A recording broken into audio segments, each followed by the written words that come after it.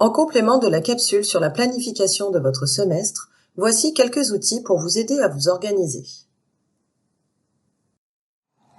Commencez par prévoir un planning sur votre semestre. Ce planning peut prendre la forme d'un calendrier ou d'une liste de tâches à faire. Pour qu'il fonctionne bien, pensez à indiquer les échéances de chaque tâche inscrite, mais aussi la durée que vous estimez pour chacune.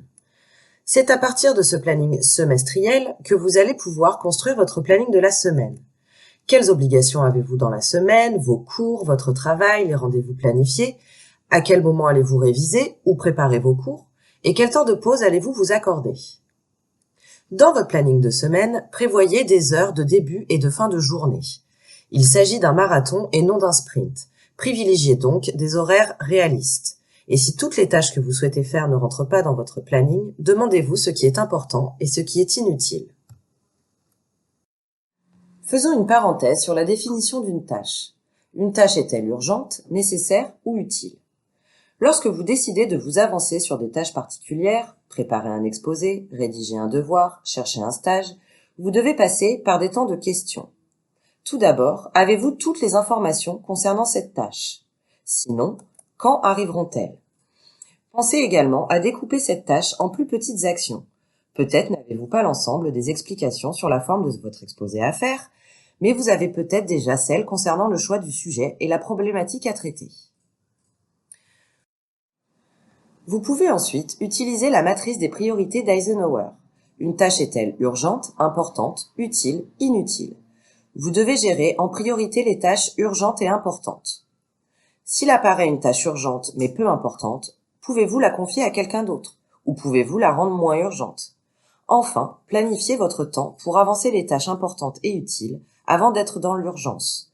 Quant aux tâches non importantes, non urgentes et non utiles, vous pouvez les laisser de côté. Vous trouverez un canevas vierge de cette matrice sous la vidéo. N'hésitez pas à vous en servir. Un autre outil que vous pouvez utiliser pour organiser votre semestre est la to-do list. Vous pouvez créer votre to-do list via différents supports. Cela peut être un agenda, un bloc-notes ou des applications connectées type Post-it, Trello ou Google Keep. Néanmoins, nous vous conseillons de privilégier un seul support. Vous aurez ainsi une vision claire de ce que vous avez à faire. Pour que votre to-do list soit facile à déchiffrer, pensez à choisir un code couleur pour prioriser les tâches. Qu'est-ce qui est urgent? Qu'est-ce qui concerne vos cours? Qu'est-ce qui concerne votre scolarité?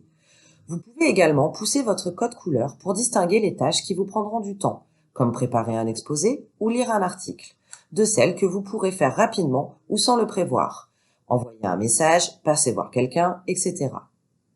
Pensez toujours à bien découper vos tâches. Le risque d'une to-do list pour bien s'organiser, c'est de sous-estimer le temps qu'une action vous prendra et de ne pas savoir par où commencer. Dans votre to-do list, privilégiez le découpage des tâches. Un exposé à faire, c'est un sujet à trouver, des recherches à faire, une problématique à laquelle répondre, une préparation de support, etc., etc.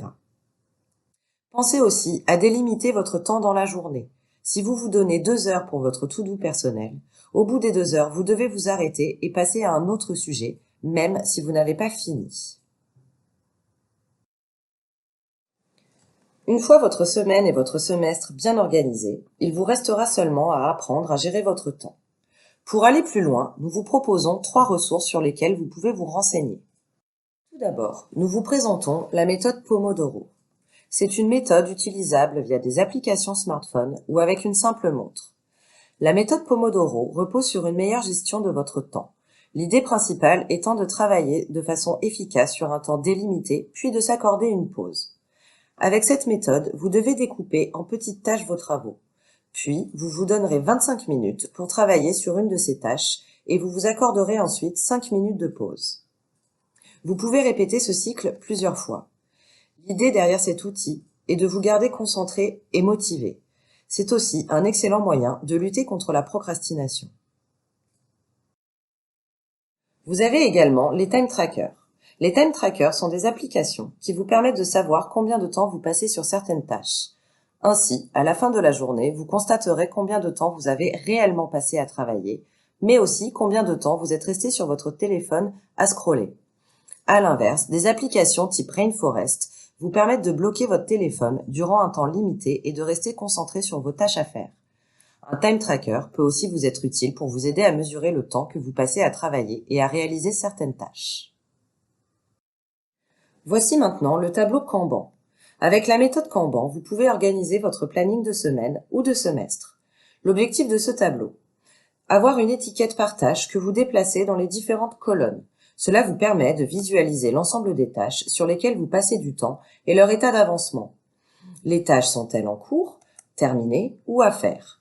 L'intérêt est que vous garderez un œil sur ce que vous avez à faire, mais vous aurez aussi accès aux tâches que vous devez finir ou que vous avez déjà finies, ce qui peut être motivant. L'idéal pour bien utiliser un tableau Kanban est d'indiquer le temps que vous souhaitez donner à une tâche.